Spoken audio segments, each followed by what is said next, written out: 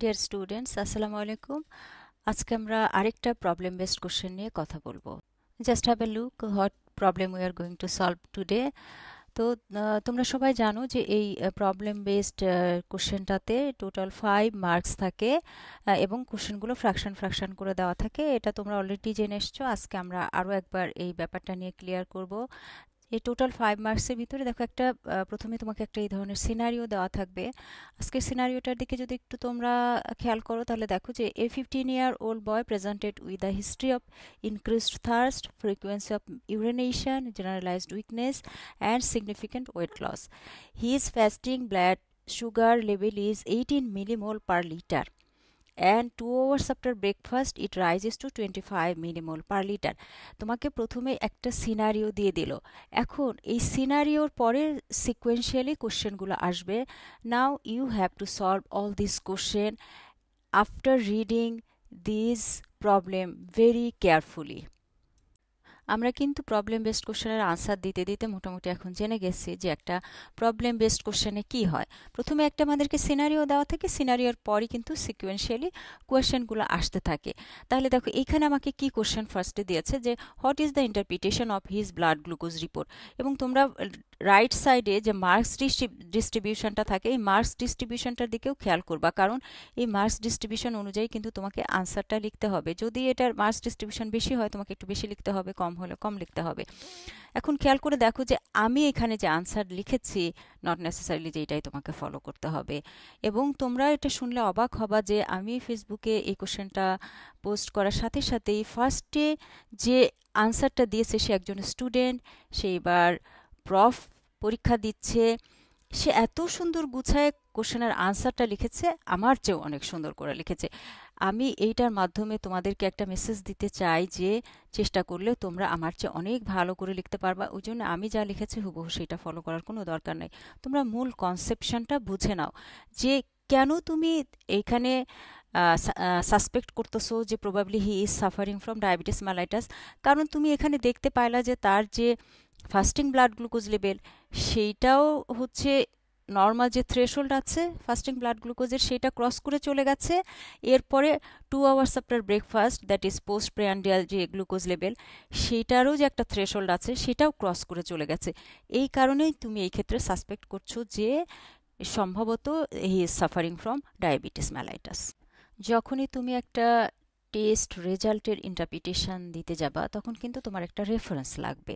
তো দেখো আমি এইখানে রেফারেন্স হিসেবে দিয়ে দিয়েছি, এইটা ডেভিডসন মেডিসিন থেকে আমি রেফারেন্সটা তোমাদেরকে দিয়ে দিয়েছি যে diagnosis of diabetes and pre diabetes. তো এখানে যে ভ্যালুগুলো দেওয়া আছে তোমরা যদি একটু খেয়াল করো, সেটা হচ্ছে যে fasting equal to more than 7 millimole, এটা ক্রস করলেই তাকে আমরা ডায়াবেটিস হিসেবে ধরে নিব। আর যদি কারো র্যান্ডম ব্লাড গ্লুকোজ লেভেল অথবা 2 আওয়ার্স আফটার ব্রেকফাস্ট অথবা 2 আওয়ার্স আফটার 75 গ্রাম গ্লুকোজ লোড এটা যদি equal to more than 11.1 millimole হয়, তাহলেও আমরা ধরে নিব যে the person is suffering from diabetes mellitus. একটা কথা বলা হয়ে থাকে, সেটা হচ্ছে যে যদি অ্যাসিমটোম্যাটিক পেশেন্ট হয় তাহলে সেই ক্ষেত্রে এই টেস্ট রেজাল্টটা আরেকবার রিপিট করতে হয়। কিন্তু তোমরা অলরেডি কিন্তু যখন এর সিনারিওটা পড়েছো তখন দেখেছো যে এই পেশেন্টটা কিন্তু তার সাথে কিছু ক্লাসিক্যাল সিমটম সহই তোমার কাছে এসেছিল।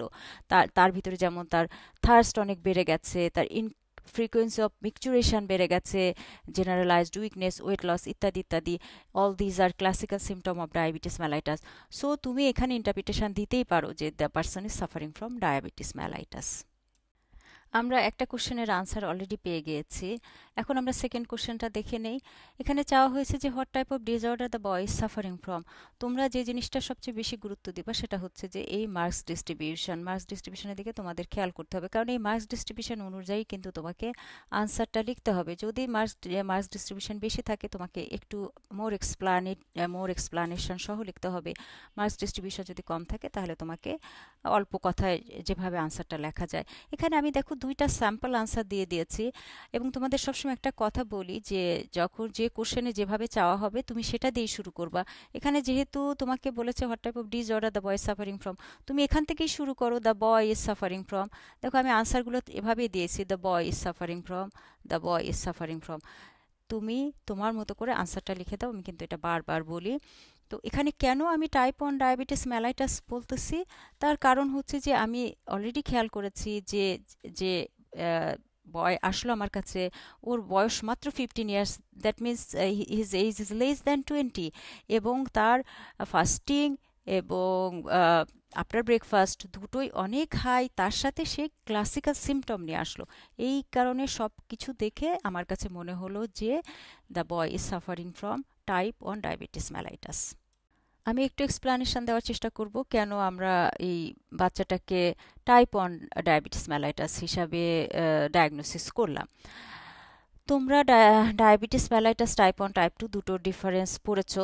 তো আমরা জানি যে কি কারণে টাইপ 1 ডায়াবেটিস মেলাইটাস হয়। মোস্ট অফ দ্য কেসেস এখানে অটো ইমিউন ডিস্ট্রাকশন হয় কার, beta cell of the pancreas. Pancreas একটা মিক্সড গ্ল্যান্ড, এটা আমরা জানি। এখানে প্যাঙ্ক্রিয়াসের যে একটা পার্ট আছে আইলেটস অফ ল্যাঙ্গারহ্যান্স, সেইখানে বিভিন্ন ধরনের সেল আছে, তার ভিতরে মোস্ট ইম্পর্টেন্ট সেল হচ্ছে বেটা সেল। সেই বেটা সেল থেকে যে হরমোনটা আসে সেই হরমোনটার নাম আমরা জানি, সেই হরমোনটার নাম হচ্ছে ইনসুলিন। তো যদি এই বেটা সেলগুলো ডিস্ট্রাকশন হয়ে যায় তাহলে কি হবে? দেখো, বেটা সেল ডিস্ট্রাকশন যদি হয় তাহলে কিন্তু কোনো ইনসুলিন আসবে না। আর যদি কোনো ইনসুলিন না আসে, ইনসুলিনের মূল কাজই হচ্ছে যে গ্লুকোজকে সেলের ভিতরে ঢুকায় দেওয়া। তাহলে গ্লুকোজকে যদি সেলের ভিতরে ঢুকায় না দিতে পারে, গ্লুকোজের ইউটিলাইজেশন যদি বাড়াতে না পারে, আলটিমেটলি সবগুলো গ্লুকোজ ব্লাডে জমা হবে, যে কারণে কিন্তু এখানে হাইপারগ্লাইসেমিয়া হবে। এটা তোমরা অলরেডি জানো। দেখি তো লাস্ট কোশ্চেনটা আমাদের কাছে কি চাওয়া হয়েছে। দেখো, লাস্ট কোশ্চেন চাওয়া হয়েছে যে explain the biochemical basis of frequent urination of this patient. আমি তোমাদের সবসময় একটা কথা বলে থাকি, every disease has biochemical basis. তো এইখানে তোমাকে তোমার কাছে যে পেশেন্টটা এসেছিল, সেই পেশেন্টের অনেকগুলো সিমটম ছিল, তার ভিতরে একটা স্পেসিফিক সিমটম যেটা ফ্রিকোয়েন্সি অফ মিক্সচুরেশন বা ফ্রিকোয়েন্ট ইউরিনেশন, এইটার এক্সপ্লানেশন তোমার কাছে চাওয়া হয়েছে। এখন মার্কস ডিস্ট্রিবিউশনটার দিকে তুমি খেয়াল করো, দেখো 2.5 সবচেয়ে বেশি মার্কস ডিস্ট্রিবিউশন এখানে দেওয়া হয়েছে। তার মূল কারণ হচ্ছে এখানে তোমাকে একটু এক্সপ্লেন করতে হবে। তুমি চাইলে এইভাবে ওয়ার্ডের মাধ্যমে এক্সপ্লেন করতে পারো, অথবা তুমি চাইলে এইভাবে একটা ফ্লো চার্টের মাধ্যমে এক্সপ্লেন করতে পারো। Decision is years. তো আমার কাছে যেটা মনে হয় সেটা হলো যে এইটার এক্সপ্লানেশন তোমরা খুব ভালো করেই জানো, কারণ তোমরা অলরেডি অসমোটিক ডায়ুরেসিস পড়ে এসেছো, এবং অসমোটিক ডায়ুরেসিসের মূল কারণ হচ্ছে যে if any unreabsorbed osmotically active particle present in the glomerular filter। এখানে osmotically active particle কি? গ্লুকোজ রেনাল থ্রেশহোল্ড ক্রস করে গেছে। রেনাল থ্রেশহোল্ড ক্রস করে সে কোথায় চলে আসছে? গ্লোমেরুলার ফিল্ট্রেটে চলে আসছে। গ্লোমেরুলার ফিল্ট্রেটের ভিতরে যখন এরকম অসমোটিক্যালি কোনো অ্যাক্টিভ সাবস্টেন্স থাকবে, সে কি করবে? বেশি বেশি করে ওয়াটারের অসমোসিস করাবে। ফ্রম হোয়ার টু হোয়ার, কোথা থেকে কোথায় করাবে? সেটা হচ্ছে from blood vessel to renal tubule. তাহলে রেনাল টিবিউলের ভিতরে বেশি বেশি ওয়াটার নিয়ে আসবে। বেশি বেশি ওয়াটার নিয়ে আসলে কি করবে? আলটিমেটলি সমস্ত ওয়াটার বডি থেকে বের করে দিবে এই ইউরিনের মাধ্যমে। তাহলে এই ওয়াটার যখন বডি থেকে বের হয়ে যাবে, স্বাভাবিকভাবেই পেশেন্টটা ডিহাইড্রেটেড হয়ে যাবে এবং অনেক বেশি থার্স্টি ফিল করবে। আশা করি তোমরা এক্সপ্লানেশনটা পেয়ে গেছো। তো গাইজ, বরাবরের মতোই আমার রেফারেন্স লিস্ট আমি তোমাদেরকে অলরেডি একবার মেনশন করেছি যে সাবদিন দীপ্র ও ফার্স্ট প্রফেশনাল এক্সামিনি সে এই কোশ্চেনটা এত সুন্দর করে আনসার দিয়েছিল যে মানে আই ওয়াজ ভেরি ইমপ্রেসড। এবং তোমরা সবাই এরকমই আনসার দিতে পারো, নট নেসেসারিলি আমি তোমাদেরকে জাস্ট একটা আইডিয়া দিয়ে দিলাম, বাকি পুরা কাজটা আসলে তোমরাই করবা, এবং তোমরা অনেক সুন্দর করে, আমার চেয়ে অনেক ভালো লিখবা। এখানে আমি আরও কিছু রেফারেন্স লিস্ট দিয়ে দিয়েছি, তোমরা চাইলে এগুলো চেক আউট করতে পারো।